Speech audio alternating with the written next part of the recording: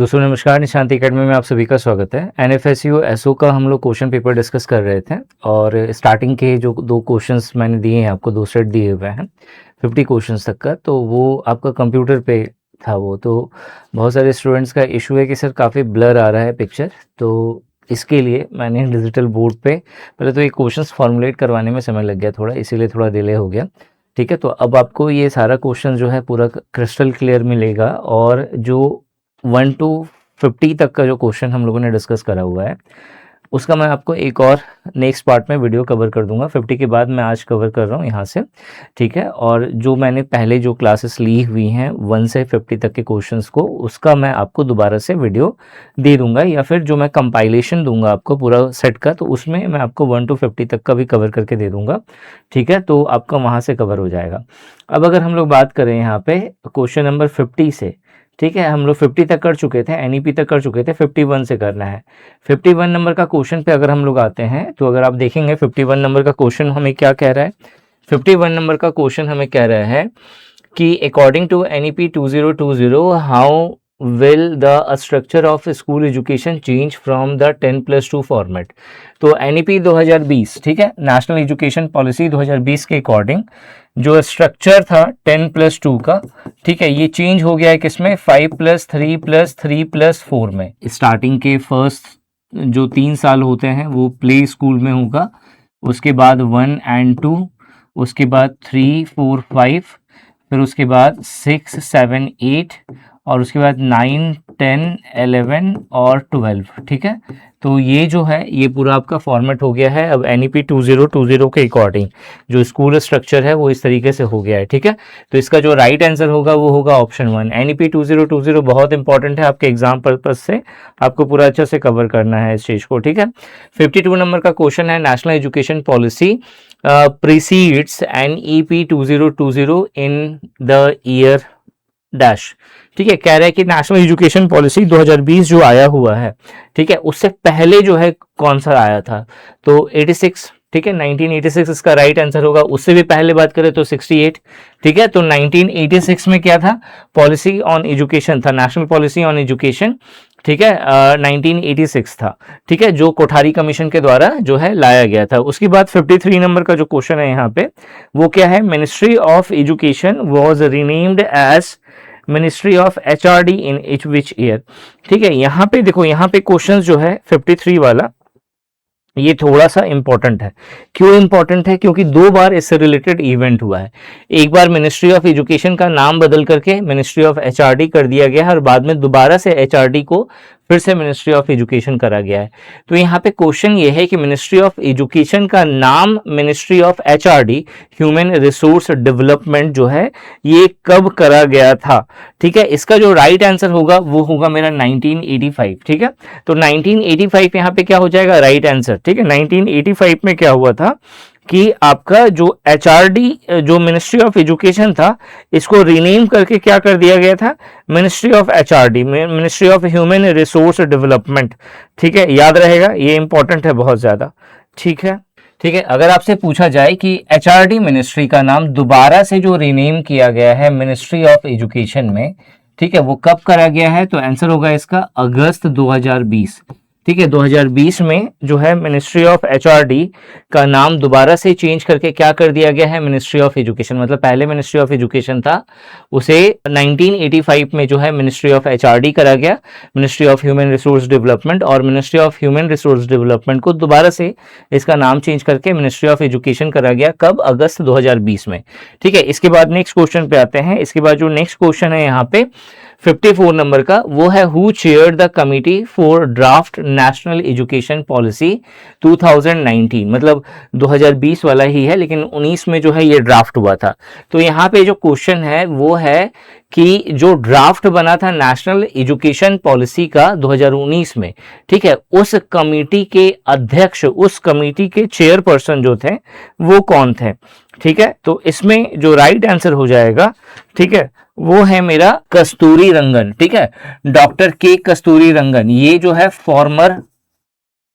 Farmer ISRO chief थे, ठीक है, फॉर्मर इसरो चीफ डॉक्टर के कस्तूरी रंगन, ठीक है, ये चेयरपर्सन थे किस चीज के, तो नेशनल एजुकेशन पॉलिसी 2020 वाला का जो ड्राफ्ट था वो 2019 में पास हुआ था। उस कमेटी के जो अध्यक्ष थे वो कौन थे, डॉक्टर के कस्तूरी रंगन। इसके बाद नेक्स्ट क्वेश्चन पे आते हैं, क्वेश्चन नंबर 55 नंबर के क्वेश्चन पे मेंशन करा गया है, in which year was the first national education policy announced in India. कब अनाउंस्ड हुआ था, तो 1968 में, ठीक है। तो 1968 में पहला जो है नेशनल पॉलिसी ऑन एजुकेशन आया, उसी को मॉडिफाई करा गया था 86 में, और फिर फाइनली जो है अभी जो चल रहा है वो NEP 2020 चल रहा है, ठीक है। इसके बाद नेक्स्ट क्वेश्चन आते हैं हम लोग 56 नंबर का। 56 नंबर का क्वेश्चन है, up to which age bracket, bracket मतलब किस एज, ब्रैकेट का मतलब हो गया एज ग्रुप, ठीक है, कौन सा एज ग्रुप है, are children included in the right to education act as per NEP 2020। हमें पता है 6 से 14 साल, इससे पहले वाला में मेंशन था कि फ्री एजुकेशन वगैरह सब होगा, ठीक है, राइट टू एजुकेशन प्रोवाइड होगा 6 साल से लेकर के 14 साल तक, ठीक है। लेकिन इस बार का अलग है, इस बार का जो NEP 2020 है उसके अकॉर्डिंग जो राइट टू एजुकेशन है, ठीक है, वो जो है 3 साल से लेकर के 18 साल तक के जो बच्चे होंगे, ठीक है, उन्हें प्राप्त है, ठीक है। राइट टू एजुकेशन मतलब 3 साल का अगर बच्चा है और 18 साल तक है, तो 3 से मतलब जो एक्चुअल में जो क्या बोलेंगे मैच्योरिटी पीरियड जहां से स्टार्ट होना शुरू होता है 18 साल के ऊपर से, तो 18 साल तक आपको क्या करना पड़ेगा, स्टडी करना है, ठीक है। कब से, जब से आप होश संभालना शुरू करते हैं। 3 साल का बच्चा जो है वो जिसको कहते हैं ना ब्रेन एक्चुअल डेवलपमेंट शुरू करता है, अपना चीज़ों को रिकॉग्नाइज करना शुरू कर देता है, वो होता है 3 साल से, ठीक है। तो 3 साल से 18 साल तक के जो भी बच्चे होंगे उन्हें राइट टू एजुकेशन है, ये NEP 2020 के अकॉर्डिंग है, और बहुत इंपॉर्टेंट क्वेश्चन है ये, ठीक है। 57 नंबर का जो क्वेश्चन है वो है, who was the first education minister of India after renaming the ministry of HRD to ministry of education. यहाँ पे क्वेश्चन बोला गया है कि जो मिनिस्ट्री ऑफ HRD जो थी, ठीक है, इसे जब दोबारा से रीनेम करा गया, ठीक है, दोबारा से रीनेम करा गया, तो किस में रीनेम करा गया, यहाँ पे मिनिस्ट्री ऑफ, आपका मिनिस्ट्री ऑफ एजुकेशन में, ठीक है। तो मिनिस्ट्री ऑफ HRD को जब मिनिस्ट्री ऑफ एजुकेशन में रीनेम करा गया, तो उस समय जो उसके मिनिस्टर थे वो कौन थे, ठीक है। तो इसका जो राइट आंसर होगा वो होगा मेरा धर्मेंद्र प्रधान। तो मिनिस्ट्री ऑफ एजुकेशन में जब रिनेम हुआ तो उस समय जो एजुकेशन मिनिस्टर था वो कौन था, धर्मेंद्र प्रधान। इसके बाद 58 नंबर का क्वेश्चन है, which state government become the first Indian state to implement NEP 2020। तो NEP 2020 इम्प्लीमेंट करने वाला जो पहला स्टेट था वो कौन था, कर्नाटका। तो इसका जो राइट आंसर होगा वो क्या हो जाएगा, कर्नाटका, ठीक है। अच्छा, आपसे ये भी पूछ सकता है कि कौन कौन सा स्टेट है जो अभी तक इम्प्लीमेंट नहीं करा, तो कुछ अड़ियल स्टेट हैं जो अभी तक, ठीक है, माफ़ करना अगर आप वहाँ से बिलोंग करते हो तो, ठीक है, उनमें से एक स्टेट से तो मैं खुद बिलोंग करता हूँ, ठीक है, पश्चिम बंगाल से, लेकिन ये लोग अड़ियल स्टेट हैं, ये लोग अच्छी चीज़ें जल्दी लागू नहीं करते, उन्हें लगता है कि भाई मेरा पास जो है वही बेस्ट है, ठीक है। जैसे पश्चिम बंगाल, इसने अभी तक लागू नहीं करा है, तमिलनाडु ने अभी तक लागू नहीं करा है, ठीक है। महाराष्ट्र का भी आई थिंक खुद का है एक एजुकेशन से रिलेटेड प्रोग्राम, तो आई थिंक महाराष्ट्र ने भी लागू नहीं करा, बट इसके लिए मैं श्योर नहीं हूँ। बाकी तमिलनाडु का और गुजरात का, ये पश्चिम बंगाल का कंफर्म है, इन दोनों ने अभी तक नहीं करा है। 59 नंबर के क्वेश्चन पे आते हैं। 59 नंबर का क्वेश्चन है, on which date is the international day on education is celebrated. मतलब कब जो है आपका international day on education celebrate होता है, तो इसका जो राइट आंसर होगा वो होगा 24 जनवरी, ठीक है। 24 जनवरी को आपका इंटरनेशनल डे ऑफ एजुकेशन जो है सेलिब्रेट किया जाता है।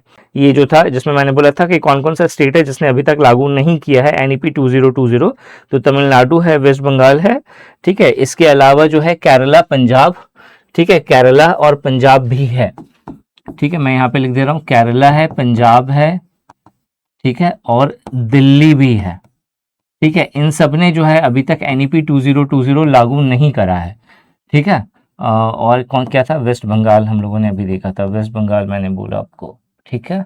और महाराष्ट्र का एक बार देख लेना, मैं श्योर नहीं हूँ इसका, ठीक है। चलो आ जाओ आगे हम लोग बढ़ते हैं। यहाँ पे हम लोग यहाँ पे थे, 60 नंबर का क्वेश्चन है, according to NEP 2020 the gross enrolment ratio in higher education is to be raised to what percentage.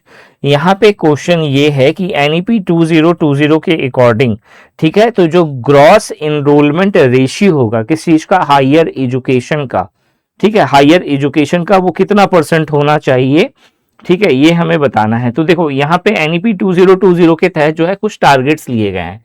उन टारगेट्स में से एक टारगेट्स है हायर एजुकेशन का, और चूंकि हायर एजुकेशन आपके सिलेबस में मेंशन्ड है तो ये क्वेश्चन बहुत ज्यादा इंपॉर्टेंट हो जाता है। ठीक है, 2035 तक का इसका टारगेट है। ठीक है, क्या क्या टारगेट है? तो पहला जो स्कूल एजुकेशन है वो 100% होना चाहिए। ठीक है, मतलब 100% आपका स्कूल एजुकेशन होना चाहिए। इसके अलावा जो हायर एजुकेशन है वो 50% होना चाहिए। 50% हायर एजुकेशन होगा, इसका मतलब क्या है? इसका मतलब ये है कि जो यूथ है हमारे देश के, जो युवा हैं, ठीक है, जो युवा का पॉपुलेशन होगा उस पॉपुलेशन का 50% पॉपुलेशन उनके पास हायर एजुकेशन की डिग्री होनी चाहिए। ठीक है, ये हम लोगों का टारगेट है कब तक का? 2035 तक का। तो इसका जो राइट आंसर हो जाएगा वो हो जाएगा ऑप्शन नंबर 3। ठीक है, 50%। 61 नंबर के क्वेश्चन पे आते हैं। 61 नंबर का जो क्वेश्चन है वो है मेरा ABC का फुल फॉर्म पूछा है। तो एकेडमिक बैंक ऑफ क्रेडिट बोलते हैं इसको। ठीक है, एकेडमिक बैंक ऑफ क्रेडिट। ठीक है, एकेडमिक बैंक ऑफ क्रेडिट जो ऑप्शन 1 है वो यहाँ पे राइट आंसर हो जाएगा। अब हम लोग जब एकेडमिक बैंक ऑफ क्रेडिट बोल रहे हैं तो एक्चुअल में ये क्या होता है? ठीक है, देखो एकेडमिक बैंक ऑफ क्रेडिट एक नया जो है इसको क्रेडिट सिस्टम बोलते हैं, ये इंट्रोड्यूस करा गया है NEP 2020 के तहत। ये एक्चुअल में क्या है? जब हम लोग क्रेडिट सिस्टम की बात करते हैं तो इसको हम लोग नेशनल क्रेडिट सिस्टम या नेशनल क्रेडिट फ्रेमवर्क भी कहते हैं। ठीक है, तो इसके अंदर कुछ क्राइटेरिया जो है डिफाइन करा गया है। क्राइटेरिया क्या है?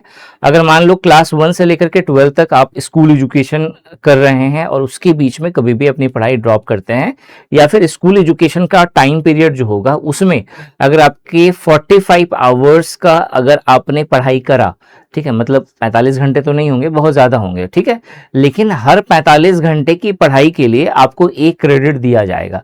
उसके बिहाफ पर आपको एक बेसिक क्रेडिट सिस्टम दिया जाता है। मतलब ये इसका एक अकाउंट होता है, आपके नाम से, आपके आधार से या पैन से लिंक करके, आधार से आई थिंक लिंक करके जो है आपका एक अकाउंट बनाया जाएगा स्कूल में, या फिर जो क्या बोलेंगे, एक जो पोर्टल होता है आपका, ठीक है, उस पे बनेगा और उसमें आपका ये क्रेडिट ऐड होता रहेगा।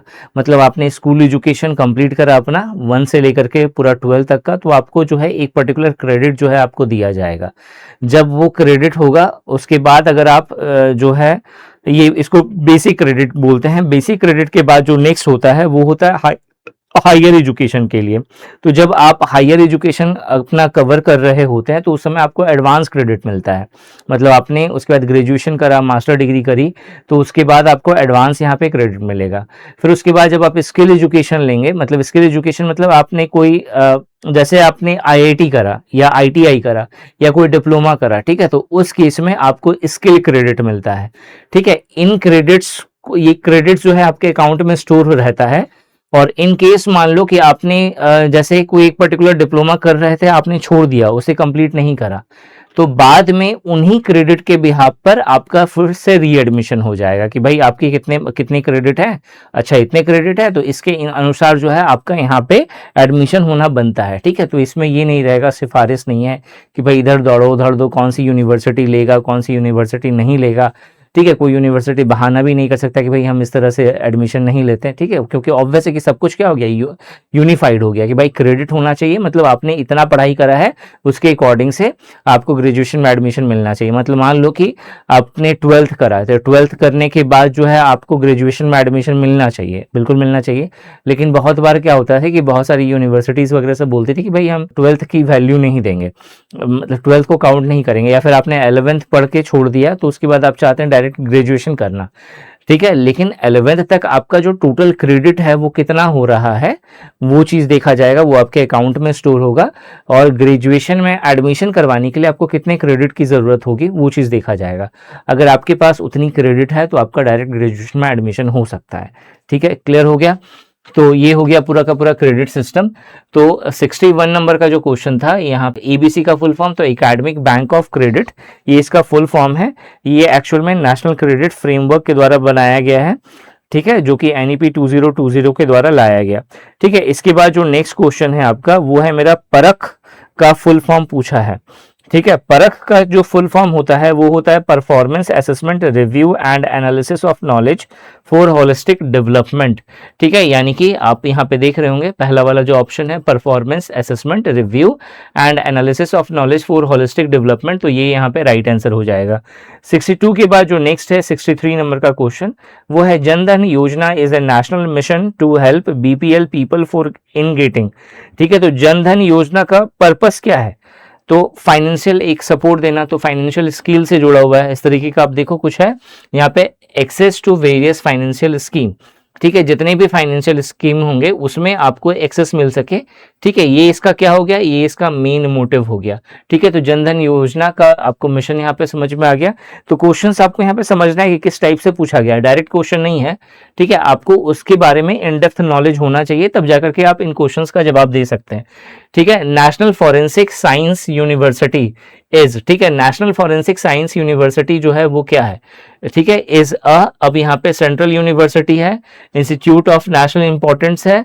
ठीक है, यहाँ पे स्टेट यूनिवर्सिटी है, और फिर मेरा जो 4th नंबर वाला है वो है प्राइवेट यूनिवर्सिटी। ठीक है, तो अब देखो यहाँ पे जब हम लोग बात करेंगे नेशनल फॉरेंसिक साइंस यूनिवर्सिटी हो या आईआईटी हो या आईआईएम हो या एम्स हो, ये सब जो है, ये सब इन सब को हम लोग इंस्टीट्यूट ऑफ नेशनल इंपॉर्टेंस ये कहते हैं। अब ये इंस्टीट्यूट ऑफ नेशनल इंपॉर्टेंस क्या होता है? कुछ ऐसे संस्थान है, कुछ ऐसे इंस्टीट्यूशंस है जिसे नेशनल लेवल पे मान्यता दी गई है कि भाई ये लोग जो है यहाँ से जो स्टूडेंट्स निकल रहे हैं वो बहुत ही होनहार होते हैं, कहीं ना कहीं देश की ग्रोथ में एक बहुत बड़ा रोल प्ले करते हैं। तो जिसकी वजह से ठीक है इन सब को जो है मतलब इस तरह के जितने भी इंस्टीट्यूशंस हैं, जैसे कि यहाँ पे नेशनल फॉरेंसिक साइंस यूनिवर्सिटी, ठीक है, एनएफएसयू, ठीक है, इसी तरह से आईआईटीज है, इसी तरह से आईआईएम्स है, इसी तरह से एम्स है। ठीक है, तो इन सबको हम लोग इंस्टीट्यूट ऑफ नेशनल इंपॉर्टेंस कहते हैं। तो इसका जो राइट आंसर होगा वो होगा ऑप्शन नंबर 2। ठीक है, इसके बाद नेक्स्ट नंबर के क्वेश्चन पे आते हैं, 65 नंबर का क्वेश्चन। 65 नंबर का क्वेश्चन कह रहा है कि which article of Indian constitution provides protection to public servants against arbitrary dismissal और रिमूवल। ठीक है, ये क्वेश्चन आपको समझ में आ गया होगा। क्वेश्चन यहाँ पे कहना चाह रहा है कि कौन सा ऐसा अनुच्छेद है भारतीय संविधान का जो क्या करता है, जितने जो पब्लिक सर्वेंट्स हैं, ठीक है, इन पब्लिक सर्वेंट्स को कोई भी कहीं से भी मतलब उनकी जॉब जो है पूरी तरह से सिक्योर है। ठीक है, कोई भी आर्बिट्ररी का मतलब होता है मनमाने ढंग से डिसमिस कर देना या फिर रिमूवल, उसे निकाल देना, तो ये चीज नहीं हो सकता है कि किसमें, तो पब्लिक सर्वेंट के केस में। तो ये कौन सा अनुच्छेद भारतीय संविधान का कौन सा अनुच्छेद कहता है? तो आर्टिकल 311 इसका राइट आंसर है, 311। ठीक है, क्लियर हो गया। सो ऑप्शन 3 यहाँ पे क्या हो जाएगा, राइट आंसर हो जाएगा। 65 के बाद जो 66 नंबर का क्वेश्चन है वो है as per national credit framework the time duration for acquiring 1 credit, ठीक है, फॉर टीचिंग। मतलब अगर आपको 1 क्रेडिट चाहिए तो आपको जो है कितना घंटा का पढ़ाई करना पड़ेगा? तो मैंने आपको बताया था 45। ठीक है, तो 40 से 45 घंटा देखो ऑप्शन यहाँ पे मेंशन है। ठीक है, मतलब एग्जैक्टली नहीं है, मैंने बोला था कि उसका एक लिमिट होता है। उसी के बिहाफ पर आपने 11 करा है, ठीक है, उसके बाद 12th नहीं करा, 12th में आप ड्रॉप आउट हो गए और फिर फाइनली आप चाहते हैं 2-3 साल के बाद कि मुझे ग्रेजुएशन में एडमिशन करवाना है, तो आपके इसी क्रेडिट के बिहाफ पर जो है आपको मिलेगा। ठीक है, तो यहाँ पे 1 क्रेडिट के लिए जो है कितने घंटे की आपकी पढ़ाई होनी चाहिए? 40 से 45 घंटे की पढ़ाई होनी चाहिए, तब जाकर के आपका 1 क्रेडिट बनेगा। 66 के बाद जो नेक्स्ट क्वेश्चन है वो है 67 नंबर का। 67 नंबर का क्वेश्चन कह रहा है the pharmacy council of India is a statutory body under which ministry. ठीक है, तो जो फार्मेसी काउंसिल ऑफ इंडिया जो है ये एक स्टैट्यूटरी बॉडी है जो किसके अंदर आती है? तो आपका ministry of health and family welfare. ठीक है, ये जो ऑप्शन नंबर 1 है ये इसका राइट आंसर हो जाएगा। 67 के बाद जो नेक्स्ट है वो है 68 नंबर का क्वेश्चन। 68 नंबर का जो क्वेश्चन है वो कह रहा है the statutory body of government of India which develops standardizes and regulates education and training in rehabilitation and special education is। देखो यहाँ पे जो क्वेश्चन है वो कह रहा है कि जो गवर्नमेंट ऑफ इंडिया का कौन सा ऐसा स्टैट्यूटरी बॉडी है, ठीक है, कौन सा ऐसा संवैधानिक संस्थान है, ठीक है, वैधानिक निकाय है जो क्या करता है, रिहेबिलिटेशन क्या होता है, जैसे मान लेते हैं कोई बीमार है, तो बीमार है तो डॉक्टर बहुत बार कहते हैं ना कि आप अपना इन्वायरमेंट चेंज करिए, थोड़ा अपना काम वगैरह सबका वर्कलोड वगैरह सबको भूल करके कोई ऐसी जगह जाइए जहाँ पे आपको फ्रेश एयर मिल रहा है, इन्वायरमेंट बहुत पीसफुल है, तो वहाँ पे क्या होगा, हेल्थ आपका इम्प्रूव होता है।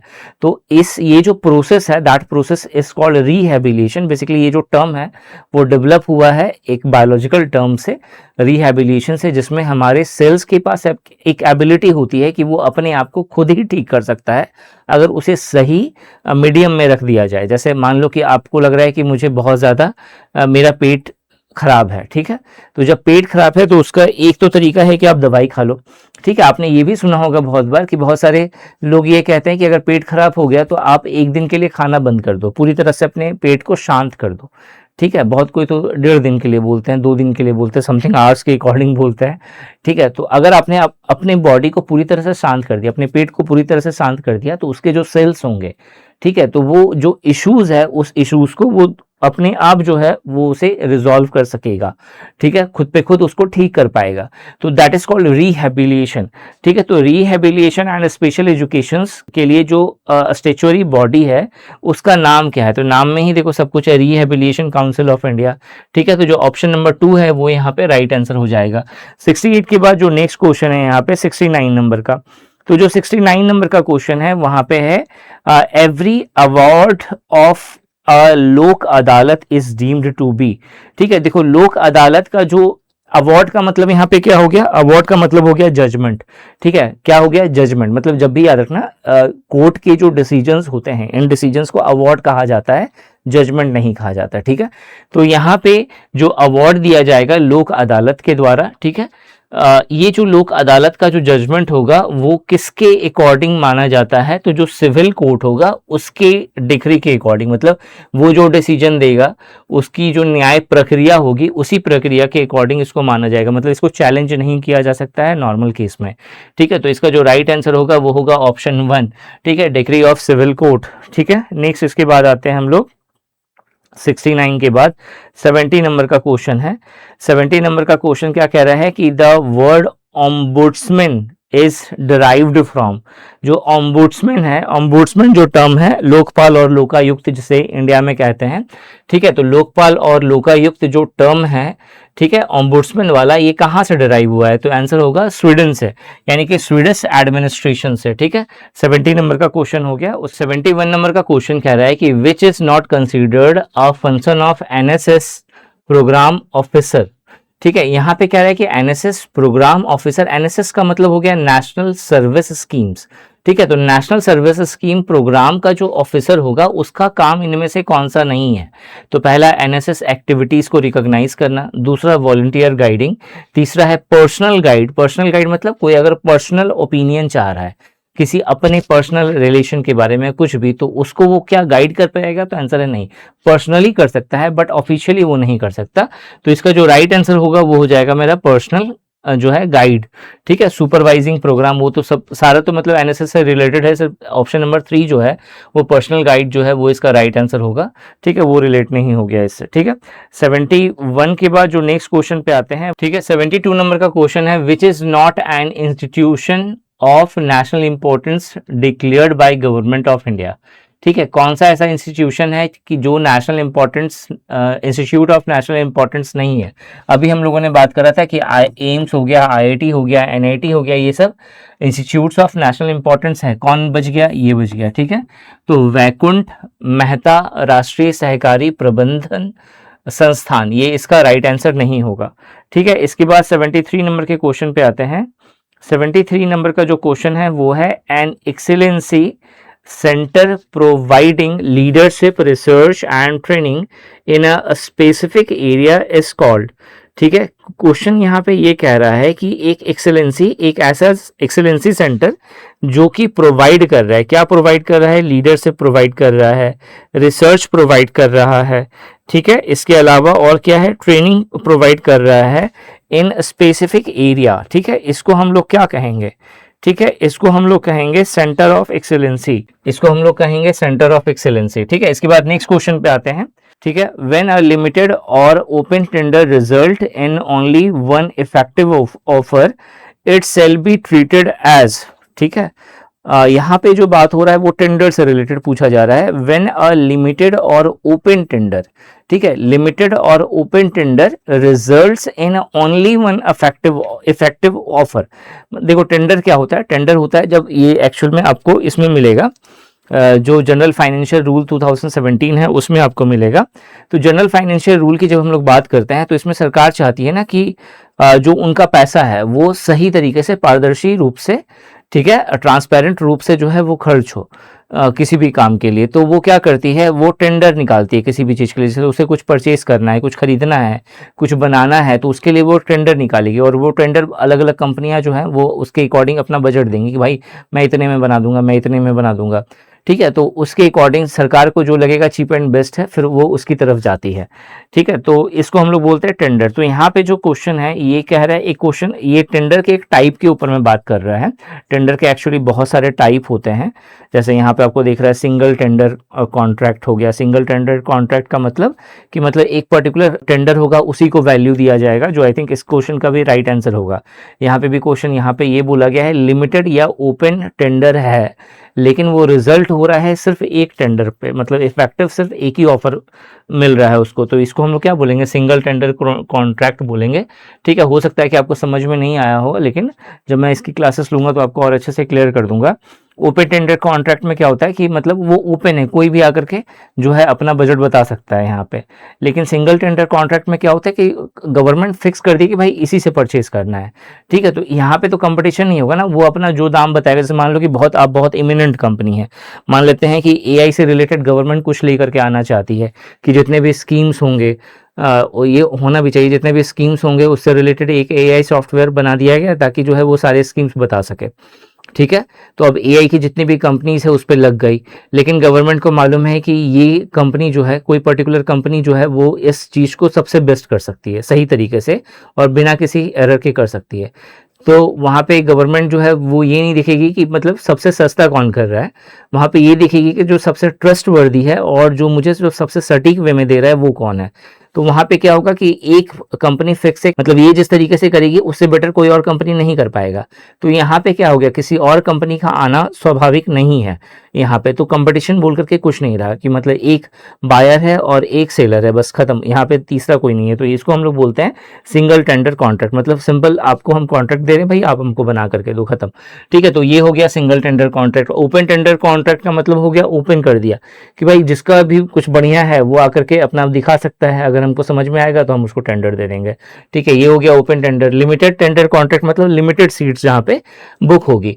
कंपिटिटिव टेंडर मतलब जो कंपिटिटिवनेस क्रिएट कर रहा है कि मतलब वहां पे क्या है भाई, कौन सबसे सस्ता भी दे रहा है और कौन, जैसे मान लो ये कंस्ट्रक्शन के फील्ड में सबसे ज्यादा देखने को मिलता है। जैसे मान लो जो गवर्नमेंट है उसे एक ब्रिज बनानी है, तो उसने फिर इसके लिए अनाउंसमेंट करा कि भाई हमें एक ब्रिज बनानी है यहाँ से यहाँ तक की। तो जितनी भी कंपनीज होगी कंस्ट्रक्शन से रिलेटेड सब अपना बजट देंगी, अपना माल मटेरियल बताएंगे कि भाई हम जो है ये माल देंगे और इस प्राइस पे देंगे, ठीक है, और इतने दिन में हम लोग कवर करेंगे, ठीक है, और हमारा जो मेकिंग चार्ज होगा वो इतना होगा, ठीक है। तो इस पे जो होता है ना ये बहुत ही कंपटीटिव होता है। मतलब ऑब्वियस है कि जो मार्केट में जैसे मान लो सीमेंट जो है 400 रुपये बोरा मिल रहा है, ठीक है, किसी कंपनी का, वो आप 400 रुपये बोरा बोलोगे तो सामने वाला जो है 600 तो नहीं बोलेगा ना, क्योंकि उसको भी मालूम है कि मार्केट रेट जो है सरकार को पहले से मालूम है, कंट्रोल वही कर रहा है, ठीक है। तो वहाँ पे क्या हो गया, वहाँ पे बहुत कम्पिटिटिवनेस आ जाता है कि बस एक्चुअल में मार्जिन कहाँ पे बच रहा है, जो आप कितना जो है आप मेकिंग चार्ज ले रहे हो उसके ऊपर में। तो ये बहुत ज़्यादा कम्पिटिटिव होता है, तो इसको हम लोग बोलते हैं कम्पिटिटिव टेंडर, ठीक है। होपफुली आपको समझ में आ गया होगा 74 नंबर का क्वेश्चन। 75 नंबर का जो क्वेश्चन है वो है मेरा, code of integrity is mentioned in which rule of GFR 2017, ठीक है। तो GFR जनरल फाइनेंशियल रूल 2017 में जो कोड ऑफ इंटीग्रिटी है, ठीक है, ये कोड ऑफ इंटीग्रिटी जो है ये कहाँ पे मेंशन्ड है ये पूछा गया है हमसे। तो इसका जो राइट आंसर होगा वो होगा रूल नंबर 175, ठीक है, ये इसका राइट आंसर होगा। हम लोग इसके बारे में बात करेंगे जब हम लोग इससे रिलेटेड जब मैं आपको वीडियोस प्रोवाइड करूंगा तो वहां पे मैं आपको डिटेल में बता दूंगा। जिम का फुल फॉर्म पूछा है, बहुत ही ईजी है, गवर्नमेंट ई मार्केट प्लेस इसका राइट आंसर होगा। 76 के बाद जो है 77 नंबर का क्वेश्चन है, वो कह रहा है कि which of these is not a type of लोक अदालत, ठीक है। लोक अदालत का टाइप नहीं है, तो लोक अदालत के कुछ टाइप है, ठीक है। यहाँ पे आपसे जो पूछा है वो पूछा है कि लोक अदालत का इसमें से टाइप कौन सा नहीं है। तो आपको पता होगा कि परमानेंट लोक अदालत होते हैं, ठीक है, नेशनल लोक अदालत होता है, इसके अलावा जो है मोबाइल लोक अदालत ये भी होता है, ठीक है। इसके अलावा और भी बहुत सारे लोक अदालत होते हैं, ठीक है, जैसे एक होता है मेगा लोक अदालत, ठीक है, लेकिन स्टूडेंट डिस्प्यूट लोक अदालत बोल करके अभी तक कोई बना नहीं है, तो इसका जो राइट आंसर होगा वो होगा स्टूडेंट डिस्प्यूट लोक अदालत, ठीक है। मतलब आपको परमानेंट लोक अदालत समझ में आ रहा है आपको। जैसे एक हो गया आपका जो मेन प्रोसेसिंग हो गया जो कोर्ट के अंदर होता है, लेकिन आप कोर्ट पे सारे केसेस तो नहीं जा सकते ना कि ऑलरेडी पेंडिंग चल रहे हैं, तो जो रिटायर्ड जज होते हैं उनके द्वारा जो है कुछ केसेस जो है outside of the court solve करवाए जाते हैं, जिसको हम लोग लोक अदालत कहते हैं। और इनका जो पूरा जो प्रोसेस होगा उसको बिल्कुल जो सिविल कोर्ट का जो जजमेंट होता है, जो प्रोसीजर होता है, उसके तुल्य माना जाता है, ठीक है। और इसके जजमेंट को चैलेंज भी नहीं किया जा सकता, इसको हम लोग बोलते हैं लोक अदालत का कॉन्सेप्ट। तो लोक अदालत का कॉन्सेप्ट जो है वो इसके बहुत सारे टाइप हैं। एक हो गया परमानेंट लोक अदालत जो हमेशा परमानेंटली काम करता है, एक होता है नेशनल लोक अदालत, नेशनल लेवल पे जो भी केसेस हैं उसे सॉल्व करने के लिए बनाया जाता है, एक है मेरा मोबाइल लोक अदालत जिसे आई थिंक सबसे पहले आंध्र प्रदेश ने लागू किया था, आंध्र प्रदेश लेकर के आया था कि मोबाइल फ़ोन से ही आपका सारा जो भी जजमेंट है वहीं से हो जाएगा सारा कुछ, ठीक है। और एक हो गया मेरा यहाँ पे जो है स्टूडेंट डिस्प्यूट लोक अदालत, इस तरह का कुछ अभी तक आया नहीं है स्टूडेंट के डिस्प्यूट से रिलेटेड, ठीक है। तो ये इसका राइट आंसर नहीं होगा। इसके अलावा एक होता है मेगा लोक अदालत, ये भी एक टाइप है, ठीक है। नेक्स्ट आते हैं 78 नंबर का क्वेश्चन पे। 78 नंबर का क्वेश्चन है एज पर GFR, ठीक है, purchase of good may be made on recommendation of local purchase committee. देखो जब भी लोकल परचेज कमेटी के द्वारा जब भी कुछ खरीदना होगा तो उसके लिए सरकार ने एक गाइडलाइन बनाया है कि भाई 25,000 से लेकर के आपको 2.5 लाख तक के बीच में अगर आप कुछ परचेज कर रहे हैं, कौन परचेज करेगा? सरकार परचेज कर रही है, तो वो लोकल परचेसर से ले सकती है, ठीक है। मतलब उसके लिए कोई मतलब स्पेशल प्रावधान नहीं है, ठीक है। अगर 2.5 लाख तक का 25,000 से लेकर के 2.5 लाख तक का अगर कोई भी सामान परचेज किया जा रहा है तो, ठीक है, ये JFR रूल में आपको मिल जाएगा, ठीक है, JFR रूल 2017 में। नेक्स्ट है मेरा CPPP का फुल फॉर्म क्या है? तो सेंट्रल पब्लिक प्रोक्योरमेंट पोर्टल, ठीक है, जो ऑप्शन 1 है वो इसका राइट आंसर हो जाएगा। 80 नंबर का क्वेश्चन आते हैं। 80 नंबर का जो क्वेश्चन है यहाँ पे वो है मेरा proprietary article certificate is applicable in. अब जो 80 नंबर का जो क्वेश्चन आपको यहाँ पे दिख रहा है ना, वो एक थोड़ा अलग क्वेश्चन हो गया यहाँ पे, ठीक है। प्रोप्राइटरी आर्टिकल सर्टिफिकेट जो है वो एक्चुअल में अगेन टेंडर से जुड़ा हुआ है, ठीक है, और इज अप्लीकेबल इन प्रोप्राइटरी मतलब प्रोप्राइटरशिप जहां पे आता है, तो उस तरीके का जो है आपका जो आर्टिकल सर्टिफिकेट होगा ये आपका कहाँ पे एप्लीकेबल होगा, किस तरह के इंक्वायरी में या किस तरह के टेंडर में इसे यूज किया जाता है। तो आंसर होगा यहाँ पे सिंगल टेंडर इंक्वायरी, ठीक है, उसके लिए यूज किया जाता है। तो ये यहाँ पे राइट आंसर होगा। कुछ क्वेश्चंस आपको यहाँ पे समझ में नहीं आएंगे और इसे बहुत डिटेल में हम लोग बात करेंगे आगे की वीडियोस में, आपको कवर होगा। बस अभी मैं आपको क्वेश्चंस का टाइप दिखा रहा हूँ ताकि आपको समझ में आए कि किस तरीके से क्वेश्चंस पूछे गए हैं, ठीक है। आप अगर पूरा एनालिसिस अगर देखोगे SOK पेपर्स का, ठीक है, तो SOK पेपर्स में आपको देखोगे तो मतलब डायरेक्ट क्वेश्चंस नहीं पूछा गया है कि मतलब जैसे होता है ना फैक्ट बेस्ड पॉइंट, वो बहुत कम है। आपको बहुत डिटेल में चीज़ों को पढ़ना पड़ेगा तब आपको चीज़ें अच्छे से क्लियर होंगी, ठीक है। आज मैं आपको 80 तक रख रहा हूँ, ठीक है। इसके बाद जो है एक और पार्ट आएगा जहाँ पे हम लोग और 20 क्वेश्चंस जो है वो कवर कर लेंगे और उसके बाद मैं आपको पूरा कंपाइलेशन एक में दे दूंगा। और जो बच्चे कह रहे थे ना कि DSO का भी पेपर सर सॉल्व करवाइए, तो बहुत जल्द उसका भी पेपर आ जाएगा, ठीक है। चलो इस वीडियो में यही था। Thanks for watching this video and wish you good luck for your paper.